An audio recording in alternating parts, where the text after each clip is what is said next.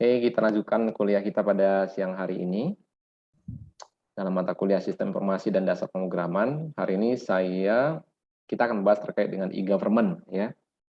Kemarin sudah belajar terkait dengan dasar-dasar sistem informasi, kemudian udah belajar tentang website ya berkaitan dengan sistem informasi.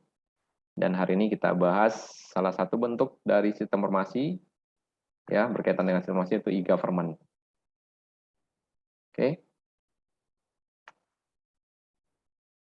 Nah, kita masuk dulu atau mengulas terkait dengan industri 4.0 atau 4.0 dan sektor prioritasnya. Seperti yang kita ketahui, perkembangan teknologi ya dan juga perkembangan teknologi industri itu dimulai pada tahun 1784, di mana pada saat itu industri masih menggunakan mesin uap ya, ini di Inggris kalau kalian tahu sejarahnya. Ya, kemudian berkembang di era tahun 1870 ya sudah ditemukan mesin bertenaga listrik dan juga bahan bakar minyak ya seperti solar, dan di sini industri sudah mulai berpindah dari mesin uap ke mesin yang menggunakan tenaga listrik atau bahan bakar minyak. Kemudian berkembang lagi di tahun 1969 yaitu teknologi industri 3.0. Nah, di sini mulai ditemukan atau diproduksi ya mesin yang mempunyai komputasi atau komputer ya. Jadi sudah menggunakan yang namanya teknologi informasi dan juga mesin otomasi ya seperti robotik dalam mengerjakan perakitan misalnya seperti mobil dan lain-lain ya. Dan industri 4.0 diperkenalkan tahun 2011. Nah, ini karena sudah boomingnya internet ya, maka mesin sudah terintegrasi dengan jaringan internet atau orang sering menyebut dengan IoT, Internet of Things. Nah, perkembangan teknologi industri ini membuat suatu transformasi ya, di banyak bidang ya, di berbagai bidang. Contoh kalau kita lihat sekarang perusahaan ojek dulu, kalau tahunya ojek itu adanya di Jakarta dulu ya, adanya di Jakarta. Oke, saya coba matikan video saya ya, saya izin matikan video karena agak nge-lag. Ya, kalau dulu kita tahu ojek itu adanya di Jakarta dan itu biasanya mangkal di persimpangan ya, persimpangan. Masing-masing orang ya berusaha dengan sepeda motornya gitu ya. Tapi kalau kita lihat sekarang perusahaan seperti Gojek atau Grab gitu ya, itu mereka nggak punya armada ya. Mereka nggak punya armada seperti sepeda motor. Ya, mereka hanya mempekerjakan orang yang punya sepeda motor. Ya, jadi perusahaan ojek ini tidak memiliki armada dalam artian cost-nya itu lebih sedikit ya. Bandingkan misalnya kalau ada suatu perusahaan yang menyewa vendor ya, menyewa vendor suatu mobil misalnya, mobil untuk kantor misalnya, itu kan harus disediakan ya mobilnya. Nah, ini perusahaan ojek ini seperti Gojek ini tidak punya armada, mereka hanya menyediakan layanan servis ya, yang mana orang bisa mendaftar sebagai pekerja di sana. Kemudian kita lagi ada namanya Netflix. Ya, ada banyak sebenarnya, ada Netflix, ada HBO, ya, ada Amazon Prime, ada banyak sekarang yang sifatnya seperti berlangganan ya. Kita berlangganan untuk menikmati tayangan seperti nonton bioskop. Ya. Jadi film-film yang mau ditonton itu ada di sana, kita tinggal sewa. Mungkin bayarnya per bulan gitu ya. Dan kita bisa nonton. Nggak punya perusahaan bioskop tapi bisa menayangkan film-film yang tayang di bioskop. Makanya sekarang mulai bergeser ya. Memang kalau kita lihat ya perlu perangkat yang lain seperti misalnya TV gitu ya, atau misalnya proyektor kalau mau nonton layar lebar gitu ya. Nah, tapi dari segi filmnya udah mencukupi. Kemudian ada perusahaan telekomunikasi, contoh seperti WhatsApp, kemudian ada Line, ya, Line Messenger, ada WeChat dan lain-lain. Kalau dulu kita mau teleponan itu punya pesawat telepon, ya kan? Terus kalau dulu ada yang namanya pager, mungkin kalian nggak tahu yang namanya pager, tapi zaman-zaman orang tua kalian mungkin pernah menikmati yang namanya pager ya, mengetahui teknologi pager, yang mana kita bisa mengirimkan pesan singkat ke suatu alat ya, seperti SMS, menggunakan BTS, ada transmitternya ya. Nah, kalau sekarang seperti WhatsApp, Line, mereka hanya menyediakan layanan seperti aplikasi, dan kita bisa melakukan panggilan telepon, panggilan suara, bahkan panggilan video, ya, memanfaatkan jaringan telekomunikasi yang udah ada, ya. Jadi mereka nggak punya BTS, nggak punya fiber optik yang mungkin panjangnya ribuan kilometer, tapi mereka bisa menyambung antara pengguna, ya. Makanya sekarang pesawat telepon itu udah apa namanya ya, udah nggak dipakai lagi ya, mungkin hanya beberapa aja seperti kantor yang punya pesawat telepon. Kemudian kita lagi ada namanya Tokopedia ya, e-commerce seperti Tokopedia, ada Bukalapak, ada Shopee dan lain-lain yang sifatnya seperti mall ya. Kalau mungkin konvensionalnya kita datang ke suatu mall, ke suatu pasar, mau beli baju, mau beli sepatu gitu ya. Kemudian tawar-menawar harga di sana. Nah, sekarang kita nggak perlu capek-capek, kita bisa pesan langsung menggunakan smartphone atau menggunakan komputer, asal punya koneksi internet. Ya, dan di sini siapa yang mau jualan silakan, siapa yang mau beli juga silakan ya. Jadi si Tokopedia atau Bukalapak ini mereka nggak punya yang namanya bangunan fisik mallnya gitu ya, tapi mereka menyediakan space atau ruang untuk orang mau berjualan atau membeli produk-produk yang ditawarkan dari masing-masing penggunanya. Nah, ini beberapa contoh transformasi ya. Siapa bisa ngasih contoh yang lain selain dari yang 4 ini?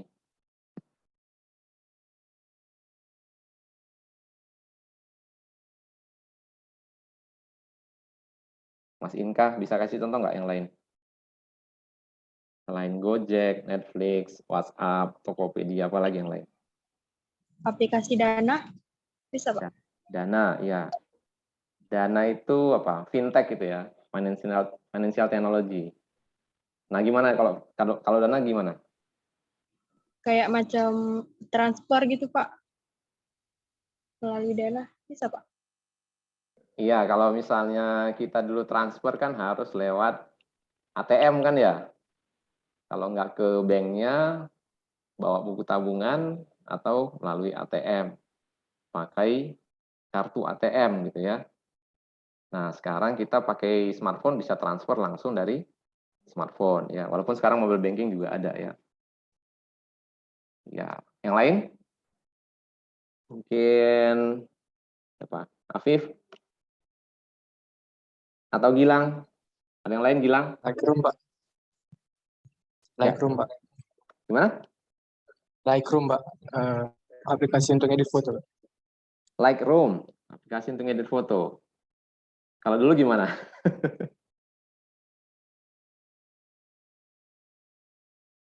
Kalau dulu ngedit foto pakai komputer gitu ya. Kalau sekarang bisa pakai handphone atau pakai tablet, pakai aplikasi Lightroom. Ya, kayak gitu. Ada contoh yang lain? Pak,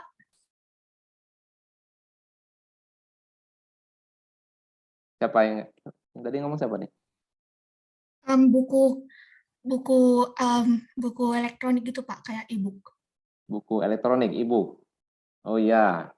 Jadi kalau dulu kalau mau beli buku harus datang ke pajak ya, ke pasar atau ke toko buku, beli buku fisik ya. Kalau sekarang kita bisa beli e-book ya. Yang lain? Ada aplikasi yang besar belum kalian sebutkan ini? Pinterest, Pak. Pinterest. Pinterest gimana? Saya nggak pernah main Pinterest soalnya.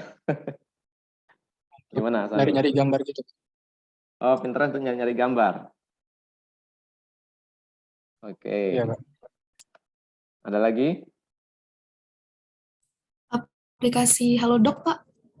Aplikasi Halodoc. Ya, e-medicine ya. Ya, kalau dulu kita harus datang ke rumah sakit atau harus datang ke klinik gitu ya. Kalau mau konsultasi ke dokter, ya kan? Kalau sekarang kita pakai Halodoc atau apa yang lain saya lupa. Ada beberapa aplikasi itu seperti telemedicine ya. Kita bisa konsultasi langsung via chatting, ya kan? Langsung di smartphone. Ada lagi? Banyak ya. Kalau dulu orang pengen jadi terkenal tuh jadi artis ya, ikut audisi main sinetron gitu kan ya. Kalau sekarang siapa yang kreatif bisa langsung terkenal kan, masuk YouTube gitu kan, tinggal dia buat konten, masukkan ke YouTube, yang punya bakat macam-macam, ada bakat acting, ada bakat nyanyi misalnya, ya, atau apalah ya, pokoknya dia ngasih kreativitas melukis, misalnya menggambar dan sebagainya, ya, termasuk ngajarin bahasa asing misalnya, nah bisa terkenal, ya.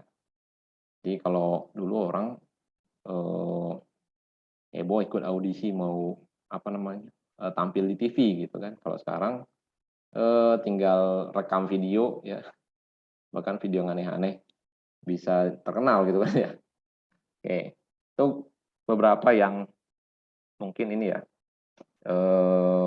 transformasi di era revolusi industri 4.0 ya. Ada banyak sebenarnya. Oke.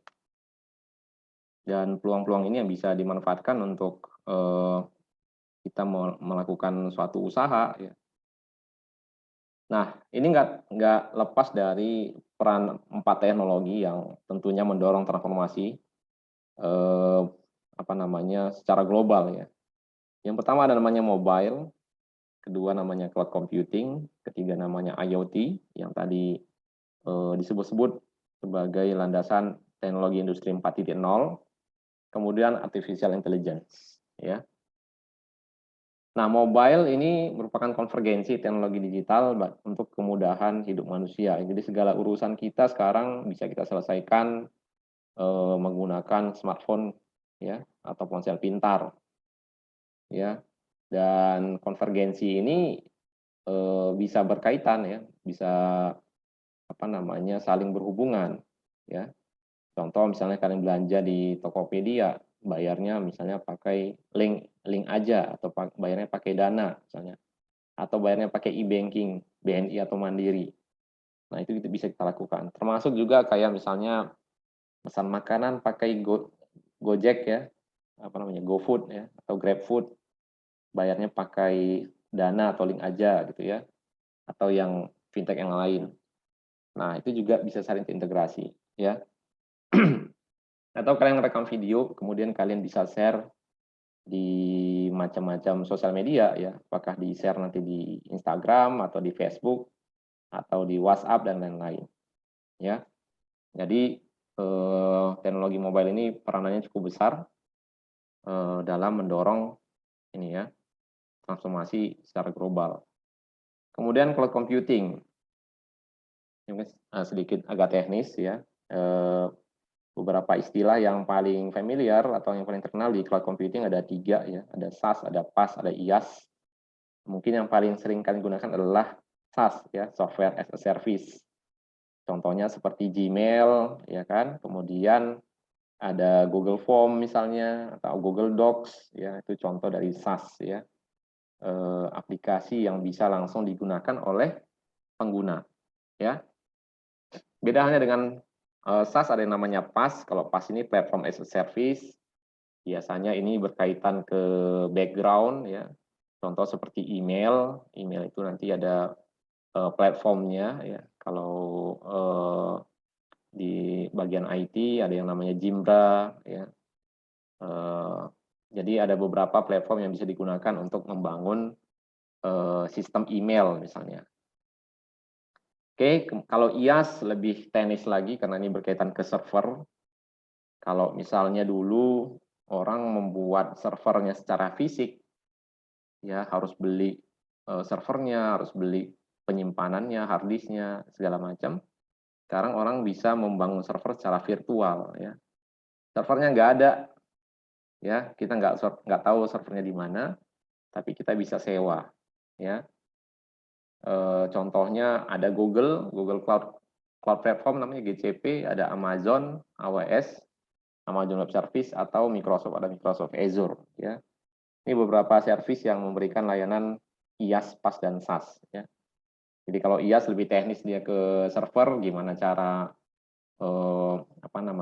mengatur berapa besar prosesor, kemudian memorinya, kemudian hard disk-nya, kemudian diinstal sistem operasinya, apakah Linux atau Windows misalnya. Nah, itu larinya ke IaaS.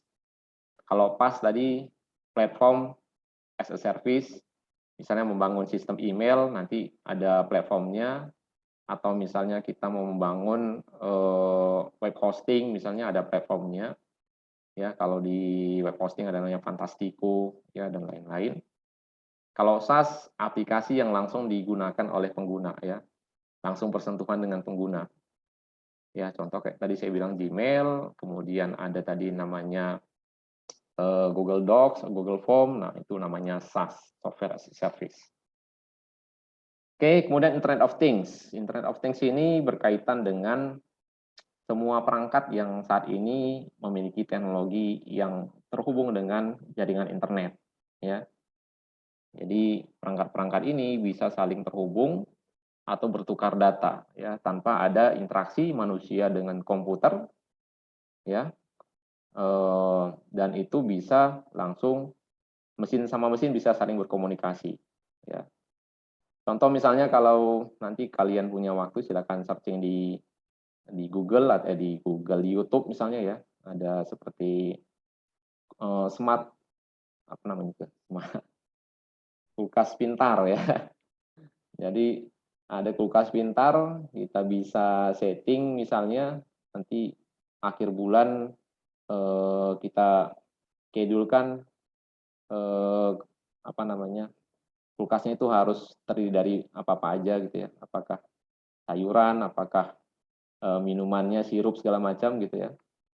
Nah, kalau di Korea itu, ya, kalau nggak salah di Korea, nanti kalau misalnya kulkasnya udah mau habis, dia langsung ngirim notifikasi ke department store terdekat gitu, ya. Nah, nanti orang yang seperti Brastagi Supermarket contohnya kayak gitulah, ya. Nah, nanti mereka langsung datang ngantar apa yang kosong di kulkas itu. Itu salah satunya. Ya. Dan yang lain mungkin nanti berkaitan juga dengan yang berikutnya, ya, yaitu yang AI, Artificial Intelligence, juga dengan Internet of Things, adalah ada satu toko yang mungkin kalian pernah lihat, toko seperti Amazon, tokonya itu nggak punya kasir. Ya, jadi orang kalau mau belanja, tinggal masuk, kemudian tinggal pilih barangnya, kemudian bayar. Ya, jadi nggak ada kasirnya.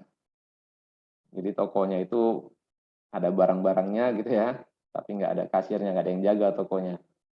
Ya, jadi silakan cari di YouTube. Ya, sekarang udah banyak, nggak cuma Amazon aja, ya, beberapa toko yang lain juga udah banyak. Mungkin di negara tetangga kayak Singapura atau Malaysia mungkin udah ada toko yang nggak punya kasir. Tapi dia bisa menghitung, bisa mengetahui kita membeli apa, berapa harganya, berapa yang harus kita bayarkan. Nah, itu terhubung ke internet, ya. Selain ada alat yang merekam, ya, datanya, mengirimkan, dan juga mempertimbangkan apa kira-kira yang harus dilakukan, ya. Nah, ini udah kaitannya udah ke artificial intelligence dan ke IoT. Ya, kalau ke artificial intelligence ini kaitannya ke kecerdasan buatan, ya. Jadi yang namanya AI, mungkin kalian sering dengar namanya istilah AI atau kecerdasan buatan, itu merupakan kecerdasan yang ditanamkan ke suatu sistem. Jadi sistem itu seolah-olah pintar, ya, atau istilah lainnya bisa mengerjakan sesuatu atau memikirkan sesuatu seperti layaknya manusia. Ya, nah ini ada beberapa yang mungkin kalian lihat di sini ada bagannya. Analysis data for training and prediction. Jadi dia bisa memprediksi kira-kira apa yang mau dilakukan atau apa yang mau di apa namanya ya, dikerjakan ya. Contoh kalau misalnya website, ada suatu website kayak contohnya di Tokopedia atau di Bukalapak atau di Shopee misalnya, kalian belanja sesuatu nih. Misalnya belanja tas gitu ya. Nah, waktu kalian membuka detail dari tas itu, nanti di bagian bawah itu ada beberapa barang yang direkomendasikan.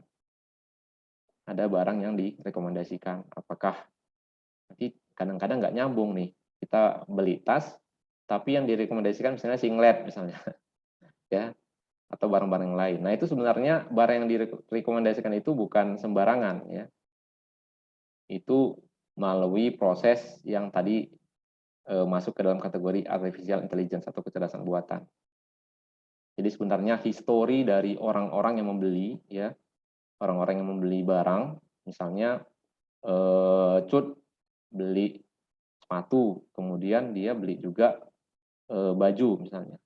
Kemudian Asima beli sepatu, beli baju. Jadi ada kemiripan pola di situ. Ya, itu bisa dipelajarin oleh komputer dengan algoritma tertentu. Ya, sehingga dia bisa membuat kesimpulan, oh kalau misalnya nanti Gilang beli sepatu, tawarin aja nih baju gitu ya. Makanya di bawah itu muncul barang-barang yang direkomendasikan yang lain gitu. Ya, jadi itu nggak sembarangan. Kalau ada website yang sudah menerapkan kecerdasan buatan, ya itu barang-barangnya bukan yang direkomendasikan itu nggak sembarangan ya. Memang udah ada pola-pola tertentu dari pembelian yang sebelumnya. Ya, sama halnya dengan supermarket seperti Indomaret misalnya atau Alfamaret, atau kalau misalnya kalian ke Beras Tagi supermarket misalnya, ya yang toko-toko yang besar ya, Maju Bersama misalnya, ya. Nah, kadang-kadang nggak nyambung nih. Kalian beli nanti ada makanan di sampingnya nanti mungkin ada alat penggorengan misalnya, ya. Nah, itu juga melalui proses yang namanya artificial intelligence, ya. Jadi untuk peletakan produk-produk itu juga menggunakan algoritma, ya. Dilihat histori selama sebulan, 2 bulan gitu ya. Berapa banyak nih orang yang beli barang A juga beli barang B, sehingga dibuatlah letaknya berdekatan. Jadi kalau misalnya orang beli ini, ya beli barang A, pasti beli barang B, ya mungkin ada persentasenya lah 50 atau 60% gitu. Ya, kemudian recognize speech and images, ya. Ini contohnya kita bisa mengenalin sekarang kalau kalian menggunakan contohnya lah ya, Google ya. Google Translate. Mungkin kalau ada yang jalan-jalan ke luar negeri, misalnya ke Jepang atau ke Korea, misalnya ada tulisan kanjinya gitu ya, hiragana, katakana dan segala macamnya yang kita nggak tahu itu artinya apa. Kita bisa mengarahkan smartphone kita, ya, dan dia bisa mengenalin itu karakter apa dan diterjemahkan langsung ke bahasa yang lain. Translate ya, recognize speech dan image, gambar. Ya, jadi kalau kita pun mau mengubah atau mentranslate bahasa asing, misalnya dari bahasa Rusia atau bahasa bahasa Inggris ke bahasa Indonesia, kita bisa langsung mengetikkan teks atau berbicara langsung di smartphone misalnya. Ya, ada banyak sekali. Artificial intelligence cukup luas, ya, bisa membantu dalam sistem pendukung keputusan atau SPK, kemudian bisa mengerjakan permasalahan yang kompleks, ya. Kalau yang saat ini memang berkembang yang namanya data science, yang sekarang banyak dibutuhkan ahli yang mengolah data, ya. Makanya sekarang yang banyak dicari itu yang yang mahir atau advance di bidang statistika sama matematika. Di semua perusahaan sekarang butuh itu, ya. Oke, kita masuk ke e-government ya. Jadi dari transformasi yang tadi sebenarnya berkembang ke ranah yang lain, ada ke ranah bisnis, ya. sampai nanti ke ranah pemerintahan, ya. Nah, itulah masuk ke e-government. Pemerintahan juga mulai menerapkan transformasi teknologi untuk memberikan pelayanan publik, ya, pelayanan ke masyarakat. Oke, jadi ada beberapa definisi di e-government. Ya, ini ada 3 definisi yang saya ambil. Mungkin ada yang lain, nanti ada yang banyak, ya. Ini kalau menurut World Bank, ya, Bank Dunia, e-government merupakan pemanfaatan teknologi informasi oleh lembaga pemerintahan sehingga memiliki kemampuan untuk berhubungan dengan masyarakat, dunia bisnis, dan lembaga pemerintahan lainnya. Ya, jadi pemerintah menggunakan teknologi informasi untuk bisa berhubungan dengan masyarakat, dunia bisnis, dan lembaga pemerintahan lainnya. Sementara ada definisi lain oleh PBB, ya, United Nations, memberikan definisi bahwasanya e-government adalah penggunaan internet dan World Wide Web atau WWW, ya, untuk memberikan informasi pemerintahan dan layanan kepada masyarakat. Dan menurut Inpres nomor 3 tahun 2003, ini yang dikeluarkan oleh Indonesia, ya, penyelenggaraan pemerintahan yang menggunakan elektronik dalam rangka meningkatkan kualitas layanan publik secara efektif dan efisien. Jadi nggak hanya teknologi informasi, tapi juga elektronik, ya. Dan ini beberapa prioritas dalam menggunakan e-government. Yang pertama nanti untuk meningkatkan pelayanan publik atau pelayanan ke masyarakat, ya, termasuk nanti di dalamnya ada kenyamanan, penyesuaian dengan kebutuhan, ya, meningkatkan transparansi dan interaksi masyarakat lebih aktif dan partisipatif, ya. Jadi kalau misalnya pergeseran, ya, kalau misalnya dulu kita mengurus suatu berkas mungkin agak ribet, ya, harus datang ke suatu kantor, kemudian mengisi form yang sangat banyak, ya. Nah, sekarang mungkin belum sepenuhnya bergeser, ya, tetapi sudah beberapa ada yang sudah ada yang sudah berubah, ya. Contoh kalau ini yang satu contoh yang saya bilang tadi sudah mulai berubah, bergeser, tetapi mungkin sepenuhnya belum bisa dilaksanakan, ya. Ada banyak faktor sebenarnya, ya, selain SDM juga yang lain, ya. Contoh seperti e-tilang misalnya, ya. Mungkin kalian tahu kalau kita dulu kena tilang dikasih surat sama polisinya gitu, ya. Dan kita harus menghadiri yang namanya sidang, ya. Jadi misalnya saya ditangkap nih, nabrak lampu merah misalnya, tanggal 10, nanti dikasih surat sidangnya tanggal 17 atau tanggal 21, misalnya 2 minggu lagi sidang, gitu, ya. Datanglah sidang, baru ditetapkan berapa yang harus dibayar karena kesalahan dalam mengendarai kendaraan, ya. Nah, kalau sekarang ada yang namanya briva, misalnya kalian nabrak lampu merah, ditangkap polisi, ya kan? Nah, kalian mengakui kalau kalian salah, gitu, ya. Ya Pak, saya salah, saya melanggar lampu merah nih. Saya minta brivanya. Nah, sekarang kita bisa minta briva, kita bayar pakai ATM atau transfer biasanya pakai ATM, ya, karena ada bukti itunya, struknya. Baru kita langsung antarkan ke Pak Polisi yang di pos tadi, yang mungkin menilang kita, dan STNK atau SIM kita bakalan diserahkan lagi, biasanya SIM, ya.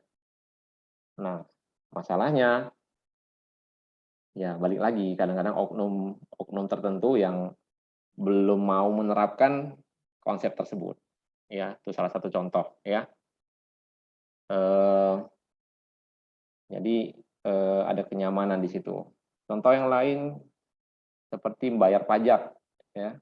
Kalau dulu setiap tahun bayar pajak harus ke kantor, ya, harus ke kantornya. Kalau saya dulu bayar pajak itu di jalan apa namanya itu, ya, yang dekat arah Samplaja, saya lupa nama jalannya. di situ bayarnya. Ngantri ya, ngantri. Walaupun nggak panjang antriannya, tapi ya lumayan juga gitu ya. Kalau sekarang udah ada e-filling. Nah, jadi ada pergeseran yang membuat kita lebih nyaman ya, dan bisa menyesuaikan dengan kebutuhan kita. Kemudian efisiensi dan transparansi pemerintahan ya, peningkatan produktivitas ini berkaitan dengan pegawai pemerintah, peningkatan kolaborasi dan penyampaian pengetahuan di semua tingkat pemerintahan, definisi model operasional dan peningkatan proses. Nah, ini lebih ke pemerintah ya. Apakah dari departemen ke departemen atau dari kementerian ke kementerian ya, istilahnya kolaborasi di lingkungan pemerintah. Yang ketiga, pertumbuhan ekonomi mendorong penerapan e-commerce, mengembangkan keterampilan dan kemampuan TI masyarakat, menciptakan lingkungan yang menarik bagi investasi di bidang TI dan industri lainnya. Ya, ini kalau mendorong penerapan e-commerce, ada beberapa yang usaha ya, usaha dari UMKM ya, itu kan didorong oleh pemerintah juga ya. Kalau yang kedua, mengembangkan keterampilan kemampuan TI masyarakat, nah ini dari Kominfo ya. Nah, kebetulan Faskom TI juga ada kerjasama sama Kominfo. Tiap tahun mengadakan pelatihan, mungkin kalian tahu yang namanya Digitalent Scholarship ya. Itu kerjasama Kominfo dengan beberapa kampus di Indonesia ya, salah satunya USU. Ya, jadi alumni-alumni sebenarnya nggak terbatas ke apa namanya tamatan ilmu komputer ya, yang lain juga bisa ikutan. Kayak tahun lalu ada yang dari teknik sipil sama teknik elektro kalau nggak salah. Ya. Ada yang join juga di DTS belajar tentang cloud computing, gitu ya. Jadi Kominfo memberikan sertifikasi internasional, ya. Ada yang dari Microsoft, ada yang dari Oracle, ada yang dari Cisco, itu jaringan dan lain-lain. Oke. Nah, ini tadi yang saya sebutkan, contoh lain kayak misalnya lapor. Nah, dulu kalau misalnya kalian mau ngelapor nggak tahu kemana gitu ya. Misal mau ngurus KTP, ya kan? Ngurus KTP di kecamatan atau kelurahan. Tiba-tiba yang ngurus minta duit misalnya, ya kan? Kalau nggak diminta, duitnya nggak dikerjakan. Nah, itu bisa kita lapor sekarang. Ini lapor.go.id ini memungkinkan masyarakat untuk memberikan aduan. Ya, apakah misalnya jalan di rumah kita berlubang gitu ya, itu bisa laporkan biar nanti ditenganin gitu ya. Nah, macam-macam ya. Saya pernah juga ngelapor kemari, pernah beli barang dari luar negeri ya, tapi barangnya nggak sampai-sampai, padahal kalau di tracking udah sampai Indonesia, ternyata ditahan di bea cukai. Ya kan, bea cukai minta bayar, ada apa namanya, administrasinya, udah dibayar, tapi barang nggak dikirim-kirim juga gitu ya. Jadi saya lapor lah kemari. Jadi nanti di sini akan diteruskan ke pihak-pihak terkait. Siapa yang menanganin ini gitu ya. Nah, ini sekarang udah bagus. Yang kedua tadi ini udah saya contohkan e-filing ya. Jadinya kalau kita mau bayar pajak harus ke kantor pajak, atau istilahnya ngisinya banyak form yang mau diisi. Nah, kalau ini nanti yang e-filing mungkin nggak banyak yang diisi. Kalau misalnya dari histori sebelumnya nggak ada yang berubah, ya tinggal digunakan data yang sebelumnya. Ya. Oke. Nah, atau contoh lain seperti ini, proses perizinan konvensional. Ya.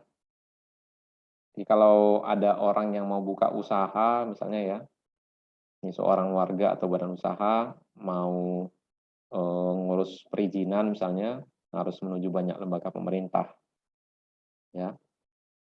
Satu lembaga pemerintah harus melayani banyak warga. Kalau misalnya banyak beberapa warga atau beberapa badan usaha. Ya, bayangkan kalau kalian lihat di sebelah kanan itu semraut ya, kayak benang kusut jadinya. Kalau misalnya kita mau apa namanya, memproses perizinan ya, melewatin itu semua tuh. Ya, misalnya mau ke bea cukai atau misalnya mau ke Kemenperin ya. dan lain-lain. Ya. Lebih dari 500 elemen data pemohon dan layanan publik di Indonesia. Nah, sekarang dengan menggunakan teknologi informasi, ya, ada yang namanya online single submission. Ini ada suatu sistem yang dibangun ya, cloud computingnya dari pemerintah yang menyediakan, itu namanya Si Cantik ya, aplikasi cerdas layanan perizinan terpadu untuk publik. Ya. Nah, ini nanti cukup daftar di satu portal oss.go.id, nantinya bisa terintegrasi ke beberapa sektor ya. Nah, ini lebih memudahkan badan usaha atau warga yang mau mengurus perizinan. Ya. Jadi nanti nggak banyak lagi form yang mau diisi gitu ya. Nah, termasuk juga halnya kalau dulu yang sempat chaos itu tentang ini ya, pemilu, ya, data pemilu. Itu bisa double tuh. Ya, karena KTP itu bisa double-double gitu. Kayak saya misalnya punya KTP di Kabanjahe 1 misalnya. Punya KTP di Medan gitu ya. Itu bisa nyoblos 2 kali gitu kan. Nah, datanya belum terintegrasi antara data pemilih dengan data kependudukan gitu ya. Database-nya beda gitu. Ya, makanya perlu ada namanya integrasi. Oke. Nah, ini ada 4 tahapan untuk transformasi e-government. Ini tahapan transformasi dari e-government dimulai tahun 1996 sampai 1999. Ini disebut dengan presence ya. Presence features ya. Jadi di presence ini ada satu wadah atau ada satu media berupa website ya, yang hanya memberikan informasi saja. Ya, jadi sifatnya satu arah. Ya, kemudian berkembang lagi tahun 97 sampai 2000. Nah, ini interaction features ya, additional features, interaction namanya. Jadi ada interaksi di situ. Jadi nggak satu arah tapi sudah 2 arah. Contohnya ada email ya, yang bisa kita kirimkan ke pemerintah dan pemerintah bisa balas. Itu satu contoh, misalnya 2 arah ya. Kalau yang pertama tadi seperti brosur ya, seperti brosur hanya ada program pemerintah aja gitu ya. Kita cukup membaca, mengetahui, ternyata ada program pemerintah tentang ini misalnya. Tapi kalau interaction kita bisa memberikan pertanyaan gitu ya, nanti dibalas sama pemerintah. Yang ketiga ada transaction tahun 98 sampai 2003. Nah, ini ada beberapa transaksi nanti yang kita bisa lakukan dengan pemerintah, apakah nanti berbau finansial atau tidak ya. Itu nanti masuk di bagian transaction. Yang terakhir adalah transformation di tahun 2000 sampai 2005 ya. Nah, di sini udah ada itu tadi terintegrasi ya, data antar departemen atau data antar kementerian ya, antar lembaga itu terintegrasi, dan juga nggak hanya antar pemerintah, bahkan pemerintah dengan kampus atau dengan bisnis, pelaku bisnis juga bisa terintegrasi datanya. Nah, ini lebih jelasnya di sini ada penjelasan sedikit ya, present komunikasi pasif satu arah. Contohnya website ya. Website yang hanya menampilkan program pemerintah aja ya. Yang kita hanya bisa membaca aja, nggak bisa memberikan komentar atau nggak bisa memberikan masukan gitu ya. Nah, kalau interaction komunikasinya langsung 2 arah, bisa email, bisa chatting. Ya, transaction adanya pertukaran barang atau jasa, melibatkan sumber daya finansial, manusia, informasi, dan lainnya. Ya, kalau misalnya contohnya transaction ini kayak misalnya kalian ngurus paspor ya. Ngurus paspor sekarang kita bisa lakukan pembayarannya secara online ya. Secara online pembayarannya, bukti bayarnya tinggal dibawa ke kantor imigrasi, kemudian ngisi form, udah selesai, kita nggak ada lagi pembayaran di sana. Ya. Kemudian integrasi dengan berbagai entitas, ya. Dalam hal ini pemerintah ya, pemerintah dengan perusahaan, pemerintah dengan perguruan tinggi, pemerintah dengan lembaga non pemerintah, organisasi politik, dan lain-lain. Contoh feeder PD Dikti ya. Jadi feeder PD Dikti ini kaitannya ke sinkronisasi data yang ada di kampus dengan data di kementerian. Ya.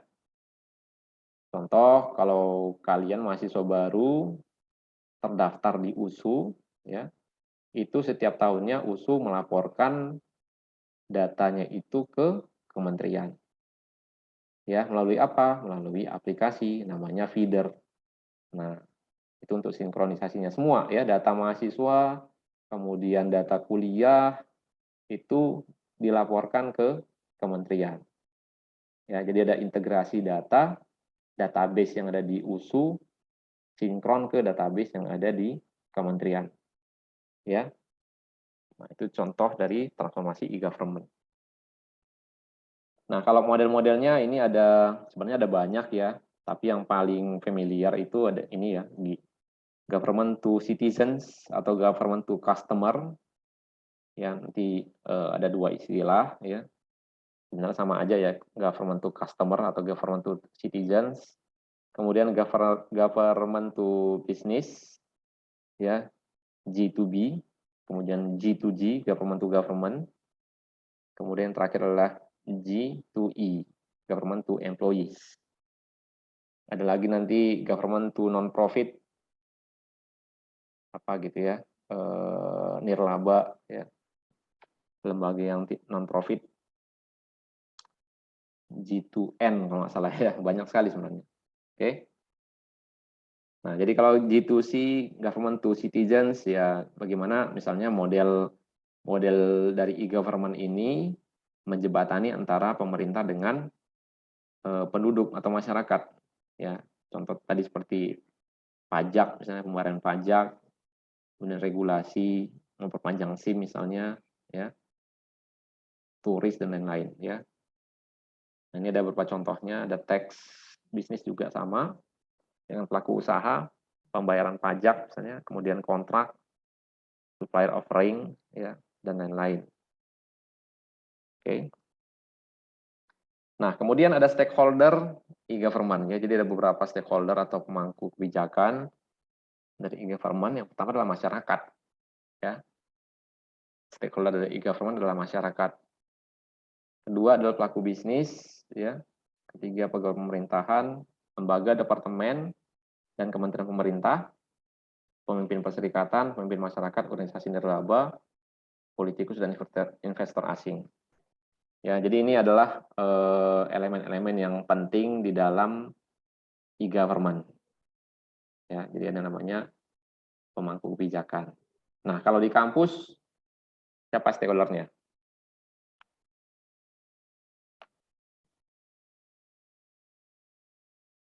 Yo, kalau misalnya kalian di USU nih, stakeholder USU siapa sih?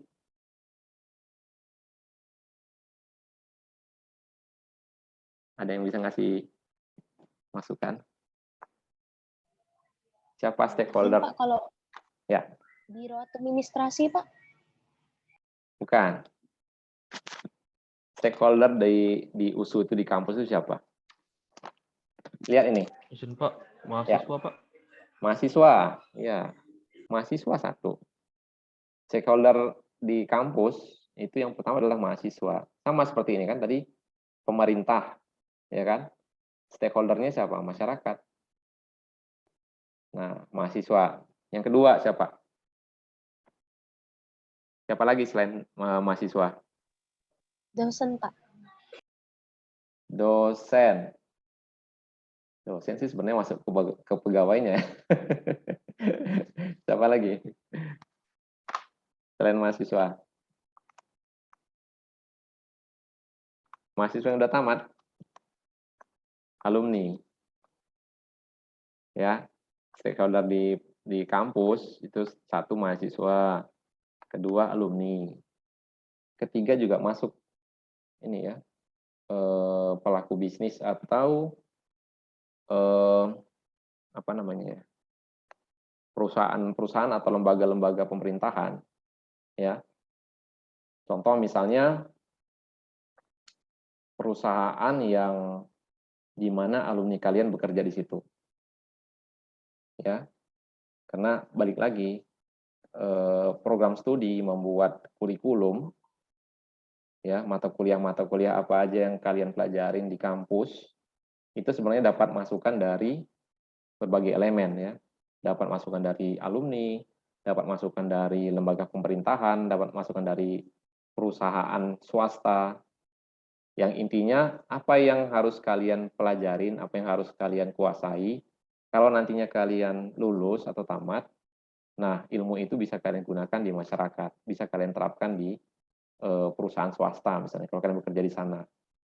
Seperti itu. Ya kalau di Fasilkom seperti itu. Kalau membuat update kurikulum ya, memperbaharui kurikulum, dipanggillah stakeholder-nya, mahasiswa, dipanggillah misalnya perusahaan misalnya seperti BNI ya, kayak perbankan gitu, ditanya kalau misalnya orang IT yang mau kerja di misalnya orang IT yang mau kerja di Bank Mandiri misalnya, menguasain apa aja Pak gitu. Ini kami panggil orang IT yang ada di Bank Mandiri misalnya, menguasain A, B, C, D, E. Nah dari situlah baru dibuat nanti apa mata kuliahnya gitu. Sehingga nanti kalau mahasiswa itu menguasain itu, dia lulus, nah dia sudah bisa langsung terjun ke dunia kerja.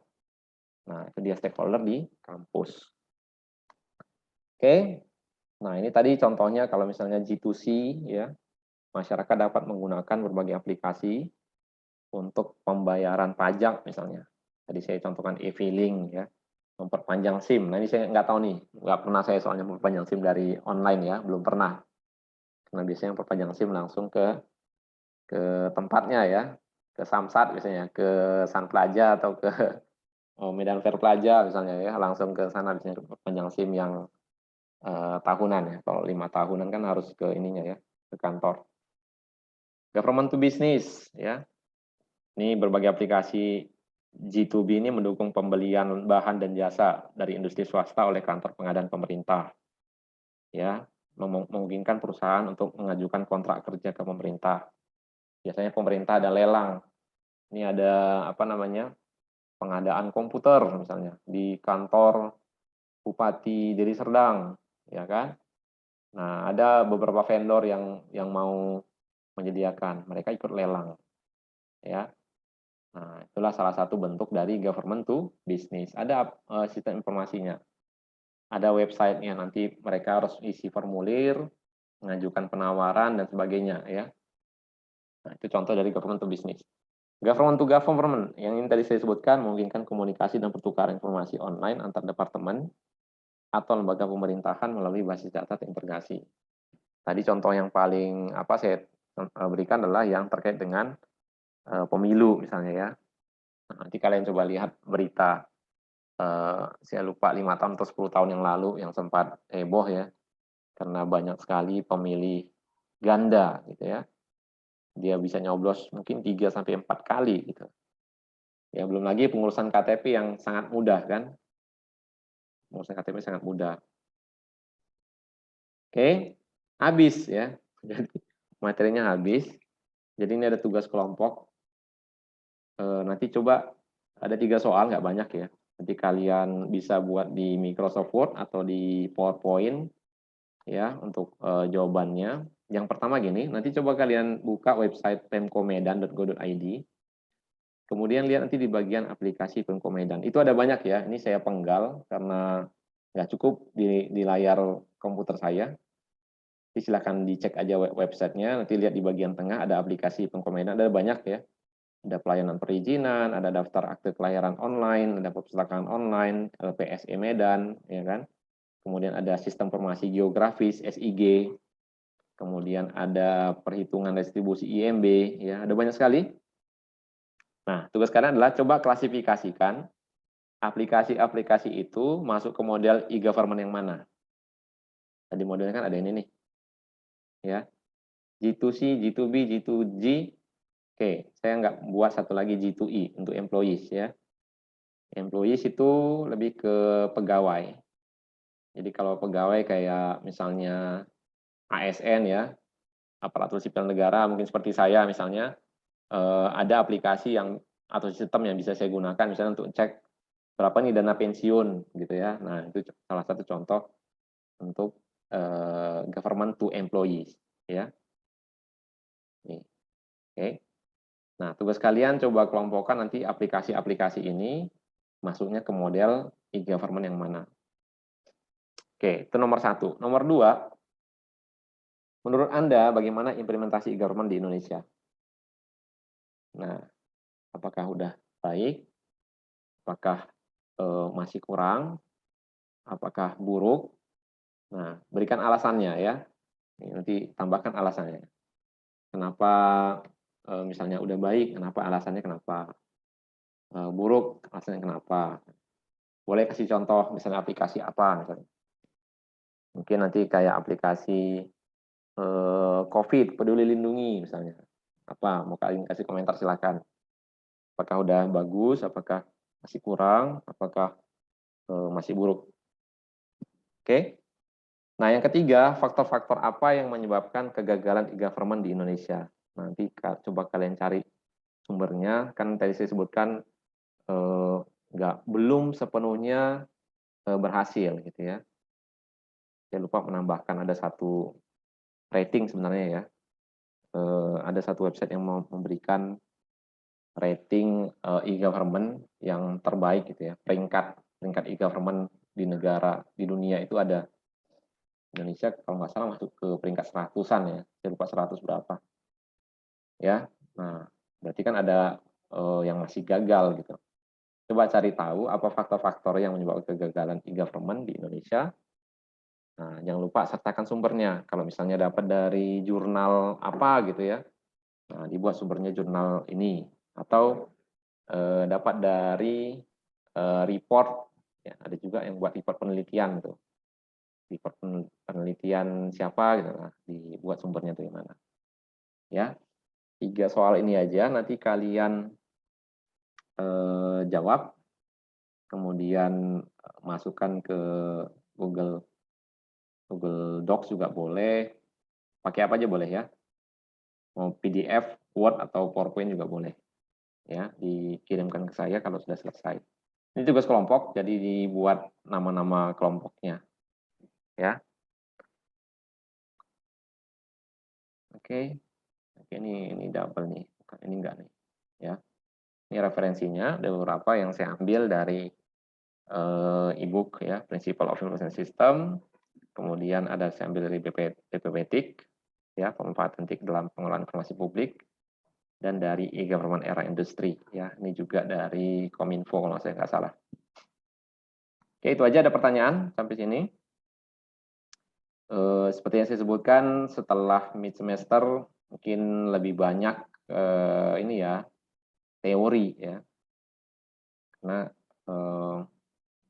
materinya memang berkaitan dengan sistem informasi, lebih ke teori ya. Mungkin kalau di TI lebih teknis lagi, ya, gimana cara membangun sistem informasi gitu ya.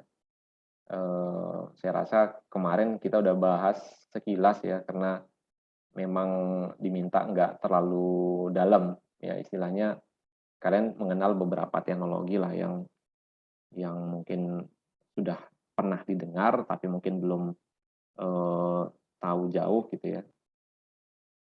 Nanti kalau misalnya lebih ke teknis bisa lebih pusing lagi ya, kan nggak mungkin masuk ke database nanti ya, bikin query. Oke, ada pertanyaan mungkin?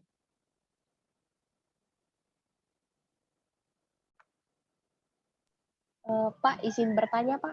Ya, silakan Villa. Izin bertanya, Pak. Yang tadi, Pak, mengenai yang KTP bisa satu orang itu, Pak, gimana ya, Pak? Padahal kan kalau kita mau buat KTP itu banyak yang perlu di ini kayak kakak, kayak akte kelahiran. Kenapa bisa sampai terdobel kayak gitu, Pak? Soalnya saya juga KTP saya bukan KTP Medan, Pak, gitu, Pak. Terima kasih, Pak. Ya. Oke. Bilang saya jelek ntar ya. Iya, saya ceritanya 5 atau 10 tahun yang lalu, Frila, bukan yang sekarang. Iya, jadi saya sebutkan tadi pemilu 5 atau 10 tahun yang lalu itu chaos, karena mulai dari situlah pemerintah berbenah. Ternyata banyak pemilih yang ganda gitu. Jadi Kayak saya misalnya, saya dulu kecilnya pernah sekolah di Kabupaten Karo misalnya, di Kabanjahe misalnya, ya kan. Nah, kemudian itu sampai SMA misalnya. Kemudian kuliah pindah ke Medan. Nah, di Medan buat KTP lagi. Buat KTP di kantor lurah gitu ya. Ya, kadang kalau dulu kan nggak mau ribet kan ya. Orang tua zaman dulu nggak mau ribet, jadi tinggal panggil kepling atau keplornya, tolong diuruskan, dibayar, udah. Mereka minta dokumen-dokumennya langsung jadi itu loh KTP-nya. Ya. Jadi KTP-nya ganda. Saya punya 2 KTP waktu itu. Satu dari Kabupaten Karo, satu lagi dari Medan. Yang kalau mau sih ya, kalau mau nyoblos untuk pemilu ya bisa aja dua-dua gitu ya. Nah, ternyata masuk berita kan, waktu itu masuk televisi, nggak cuma 2, bahkan ada yang sampai 3 sampai 5 ya, yang mungkin nyoblos orangnya sama gitu, tapi alamatnya berbeda. Nah, makanya mulai dari itu pemerintah berbenah karena data itu tidak terpusat gitu. Dia tersimpan di apa namanya, di kependudukan ada, di daftar pemilih juga ada gitu ya. Jadi datanya nggak terpusat ya, nggak unik gitu. Makanya sekarang kita diberikan satu KTP satu, ya. Terdaftarnya satu aja sekarang. Dan satu KTP itu bisa masuk mana-mana kan. Kita bisa jadi masukan untuk daftar kayak paspor misalnya, ya. Jadi unik kemana-mana. Bahkan kemarin saya ikut pelatihan dari Kominfo ya, nggak bisa lagi daftar. Kalau tahun lalu udah pernah daftar gitu ya, mau daftar tahun ini nggak bisa lagi. Jadi harus ditambah, diganti angka KTP-nya atau diganti emailnya gitu. Ya, jadi sekarang udah unik ya. Nah, itu yang dulu. Saya ceritanya yang 5 atau 10 tahun lalu yang istilahnya database pemerintah itu masih banyak yang di Departemen Agama misalnya nanti tersimpan satu database ya, di Departemen Pendudukan satu database, nggak terintegrasi dia. Jadi datanya rawan untuk ganda gitu ya. Nah, sekarang udah terpusat, makanya udah bagus ya. Itu salah satu contohnya yang tadi masuk ke dalam kategori yang terakhir ya, terintegrasi. Ya. Sama halnya dengan ini yang tadi saya sebutkan feeder tadi. Feeder tadi juga sama ya. Kalau dulu untuk ngelapor data mahasiswa ke kementerian itu ribet ya. Bahkan mungkin beberapa kampus ada yang udah memberikan laporan ke kementerian, tapi kampus yang lain terlambat mengirimkan laporan ya. Nah, kalau sekarang udah mudah ya. Cukup dengan satu tombol aja kita bisa sinkronkan. Ya istilahnya tinggal klik satu tombol, kita tunggu sampai minum-minum kopi gitu ya. Datanya nanti sinkron ya. Dia kan banyak tuh langsung untuk ngupdate ke database kementerian itu harus bertahap gitu ya. Tapi kan nggak seperti dulu. Kalau dulu manual diinput satu-satu. Bayangkan mahasiswa yang terdaftar 1.500 yang pegal-pegal tuh adminnya. Karena diinput satu persatu ya. Kalau sekarang udah gampang. Karena mahasiswa daftar, udah ngisi form misalnya, terdaftar di database USU, dari database USU tinggal diangkut, didaftarkan ke database kementerian, gitu. Disinkronkan gitu. Kalau dulu enggak, adminnya satu persatu ngetik gitu ya, manual sampai pegal tangannya. Satu angkatan, 1 tahun itu 1000-an kan, mahasiswa yang mau diinput. Mungkin gitu, Vila. Terima kasih banyak ya, Pak. Ya, sama-sama. Ada lagi?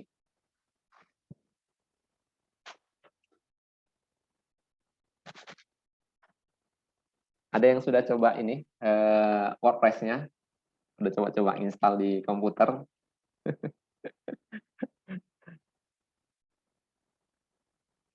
Kalau belum silakan nanti dicoba ya. Kalau misalnya ada kendala nggak apa-apa ditanyakan aja di grup WA ya. Seharusnya nggak susah sih kan udah ada tutorialnya. Ya, kalau memang nanti nggak bisa di online kan nggak apa-apa ya, di yang offline aja nggak masalah. Yang penting kalian udah buat apa gitu ya, sistem informasinya tentang apa gitu. Ya, kalau defaultnya sistem informasi yang tadi ya, itu masih teknologi web 2.0 ya, teknologi web 2.0. Yang istilahnya masih interaksi antara pembuat web dengan pengguna ya, komentar. Tapi kalau tadi kalian bisa buat transaksi ya, kalau misalnya di WordPress ada yang namanya e-commerce, saya lupa nama platform e-commerce-nya. Kemudian kalian bisa install beberapa plugin di situ, ada namanya plugin Stripe ya. Jadi kita bisa lakukan pembayaran secara online. Ya, walaupun nanti ujung-ujungnya kena potong sekian persen ya. Kalau misalnya kalian ada yang transaksi $5 misalnya, terpotong misalnya 1% untuk si Stripe-nya yang punya plugin. Oke. Ya nanti itu nanti aja ya yang mudah-mudah aja, yang simple-simple aja. Nggak usah sampai ke e-commerce. Kompleks kalau e-commerce. Oke. Ada lagi yang lain?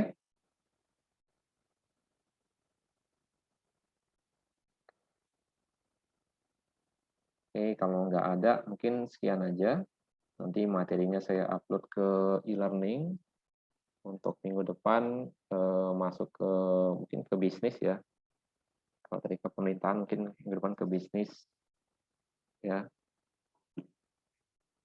Oke. Bikin aja kalau misalnya kalian ada pertanyaan, silakan ditanyakan di grup ya. Samuel udah capek-capek buat grupnya, tapi nggak ada yang nanya ya. Sepi. Kayak kuburan ya. Oke. Demikian aja untuk hari ini ya, lebih dan kurang saya mohon maaf. Sampai jumpa Selasa depan.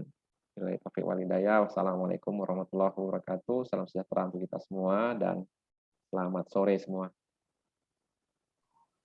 Selamat sore, Selamat Pak. sore, Makasih Pak. banyak ya, Pak. Terima kasih banyak, Pak. Banyak, Pak.